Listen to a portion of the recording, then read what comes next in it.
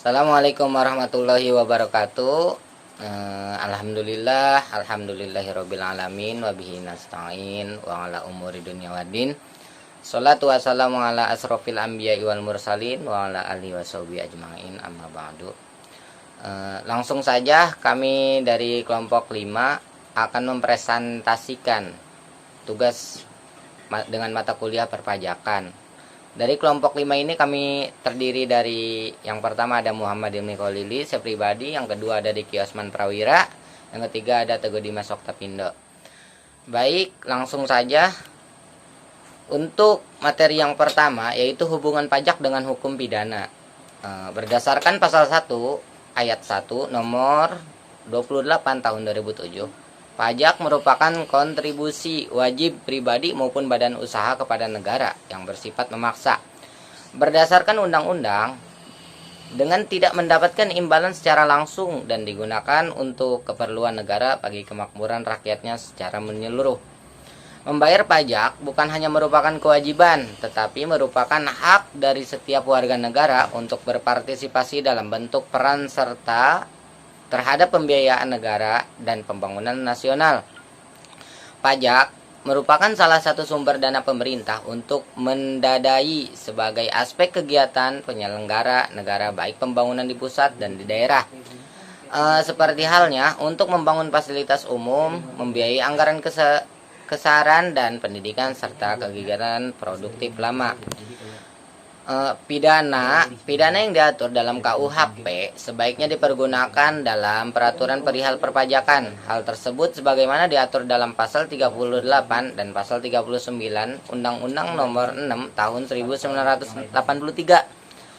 Sebagaimana telah diubah dengan Undang-Undang Nomor 16 Tahun 2006 yang dengan jelas sekali menyebutkan adanya sanksi pidana. Pidana dalam perpajakan selalu mengacu pada ketentuan di bidang pidana. Misalnya terhadap wajib pajak yang memindahtangankan atau memindah hak untuk merusak barang atau telah disita dalam tindakan melunasi. Karena tidak melunasi hutang pajaknya akan diancam sesuai dengan ketentuan KUHP pasal 321. Kemudian ketentuan-ketentuan lainnya tindak pidana di bidang perpajakan tertuang dalam pasal 38 sampai pasal 43. Untuk presentasi yang kedua yang akan disampaikan oleh Diki Osman Prawira. Banyak kami persilakan. Baiklah, Assalamualaikum warahmatullahi wabarakatuh. Saya Diki Osman Prawira. Langsung saja akan melanjutkan presentasi poin yang kedua, yakni subjek tindakan pidana pajak. Subjek tindakan pidana pajak adalah manusia dan korporasi atau badan hukum. Sanksi pidana terhadap pelaku tindak pidana perpajakan hanya menggunakan sanksi pidana, penjara, dan kurungan.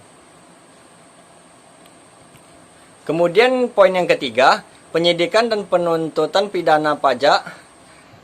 Penyidikan tindakan pidana di bidang perpajakan sebagaimana diatur dalam pasal 1 angka 31 Undang-Undang KUP disebutkan bahwa sebagai serangkaian tindakan yang dilakukan oleh penyidik untuk mencari serta mengumpulkan bukti. Dengan bukti itu membuat terang tindak pidana di bidang perpajakan yang terjadi. Baiklah, selanjutnya poin yang keempat akan dilanjutkan oleh Teguh Dimas Oktapindo.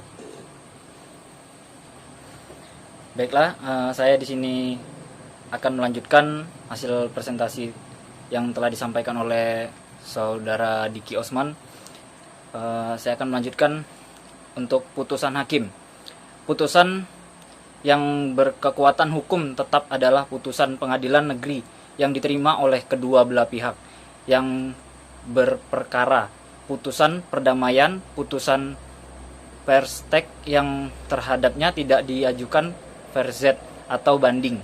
Putusan pengadilan tinggi yang diterima oleh kedua belah pihak dan tidak dimohonkan kasasi, dan putusan Mahkamah Agung dalam hal kasasi. Menurut sifatnya ada tiga macam putusan. Yang pertama ada putusan deklaratoir, yang kedua ada putusan konstitutif, yang ketiga ada putusan kondemnatoir. Nah, di sini saya akan menjelaskan dari ketiga putusan tersebut. Yang mana putusan toir itu putusan yang hanya sekedar menerangkan atau menetapkan suatu keadaan saja, sehingga tidak perlu dieksekusi. Demikian juga putusan konstitutif yang menciptakan atau menghapuskan suatu keadaan tidak perlu dilaksanakan. Yang kedua ada putusan konstitutif, yang mana putusan konstitutif ini putusan hakim yang menjadikan suatu keadaan hukum atau mengadakan suatu keadaan hukum baru. Contoh, putusan perceraian yang meniadakan keadaan hukum antara istri dan suami. Putusan condemnatio yaitu putusan hakim yang menghukum pihak yang dikalahkan.